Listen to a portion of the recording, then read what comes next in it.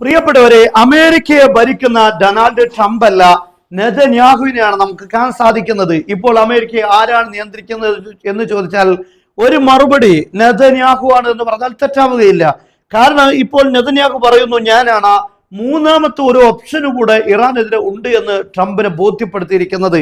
അതായത് ഒന്നാമത്തേത് regime change ആയിരുന്നു. ഇറാനിലുള്ള ആഭ്യന്തര കലാപമുണ്ടാക്കി അവിടെ ഭരണമാറ്റം നടത്താൻ പോകുന്നു എന്നതാണ് ഒന്നാമത്തെ കാര്യം. അതിൽ അമ്പേ പരാജയപ്പെട്ടു, 1% പോലും വിജയിച്ചില്ല എന്ന് മാത്രമല്ല, മൊസാദിന്റെ ചെറിയ കെണിവലകളൊക്കെ ഇറാൻ അകത്തുണ്ടായിരുന്നു, അതെല്ലാം ഇറാൻ തൂത്തെറിഞ്ഞ് ക്ലീൻ ചെയ്യുകയും ചെയ്തു. ഇപ്പോൾ അതിനുള്ള വകുപ്പ് പോലും ഇല്ലാതായിരിക്കുകയാണ്. ഒന്നാമത്തേത് പൂർണ്ണമായി ഇല്ലാതായി.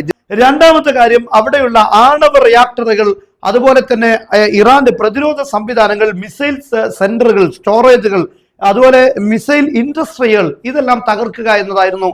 ഈ കാര്യത്തിലും 100% പരാജയമാണ്. ഇപ്പോഴും മിസൈലുകൾ ദിനം പ്രതി അവിടെ നിർമ്മിച്ചുകൊണ്ടിരിക്കുന്നു. ഓരോ ലക്ഷ്യങ്ങൾക്ക് നേരെ ഡസൻ കണക്കിന് മിസൈലുകൾ പാഞ്ഞു വന്നുകൊണ്ടിരിക്കുകയാണ്.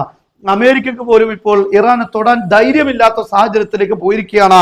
ഹോർമുസ് കടലിടുക്കിൽ അമേരിക്ക എസ്കോർട്ട് നൽകിയ കപ്പലുകൾ പോലും ട്രംപിന്റെ മൂക്കിന് ചുവട്ടിൽ വെച്ച് ഇറാൻ മിസൈൽ ഉപയോഗിച്ച് ആക്രമണം നടത്തുമ്പോഴും തിരിച്ചടിക്കാൻ ധൈര്യമില്ലാതായി പോയിരിക്കുന്നു അമേരിക്കക്ക് എന്നത് ഒരു വസ്തുതയാണ്. അത് സംഭവ യാഥാർത്ഥ്യമാണ്, ലോകം കണ്ടുകൊണ്ടിരിക്കുകയാണ്. എന്നാൽ ഇപ്പോൾ അതിനും പരാജയപ്പെട്ടു. രണ്ടാമത്തെ സൈനിക നടപടി പൂർണ്ണമായ പരാജയമാണ്. ഇനി മൂന്നാമത്തെ ഒരു ഓപ്ഷൻ ഉണ്ട് എന്നാണ് നെതന്യാഹു പറയുന്നത്. ഈ മൂന്നാമത്തെ ഓപ്ഷൻ എന്ന് പറയുമ്പോൾ തന്നെ 1ഉം 2ഉം ഓപ്ഷനുകൾ അമ്പേ പരാജയപ്പെട്ടു എന്നാണല്ലോ അതിനർത്ഥം. അതാണ് മൂന്നാമത്തെ ഒരു ഓപ്ഷൻ, ഒരു തേർഡ് ഓപ്ഷൻ ഉണ്ട് എന്ന് നെതന്യാഹു പറയുന്നത്. അത് ഞാൻ ട്രംപിനോട് പറയുകയും ആ കാര്യം ട്രംപ് അത് കൺഫേം ചെയ്യുകയും ചെയ്തിട്ടുണ്ട് എന്നാണ് ഇപ്പോൾ നെതന്യാഹു പറയുന്നത്. ഞാനാണ് ആ കാര്യം ചെയ്തത് എന്നാണ് നെതന്യാഹു യഥാർത്ഥത്തിൽ ഇവിടെ പറയുന്നത്. എന്തായാലും അമേരിക്കയിൽ എന്ത് തീരുമാനമെടുക്കണം, അമേരിക്ക അന്താരാഷ്ട്ര തലങ്ങളിലുള്ള നീക്കം എങ്ങനെ നടത്തണം, ഒരു രാഷ്ട്രത്തോട് ഏത് സമീപനം സ്വീകരിക്കണം, ഇതെല്ലാം തീരുമാനിക്കുന്നത് നെതന്യാഹു ആണ് അല്ലെങ്കിൽ ഇസ്രായേലാണ് എന്നിടത്തേക്ക് കാര്യങ്ങൾ നീങ്ങിയിരിക്കുകയാണ്. അതാണ് ഇപ്പോൾ അവസാനമായി നമുക്ക് കാണാൻ സാധിക്കുന്നത്.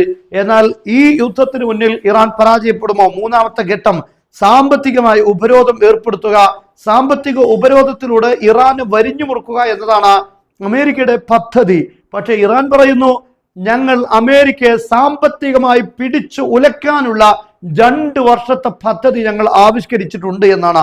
അതിലൂടെ അമേരിക്ക പാഠം പഠിക്കും. ഞങ്ങൾക്കെതിരെ ഈ ഒരു നീക്കം നടത്തിയാൽ അതിനും ബദൽ സംവിധാനം ഞങ്ങളുടെ മുന്നിലുണ്ട് എന്നാണ് ഇപ്പോൾ ഇറാൻ പറയുന്നത്.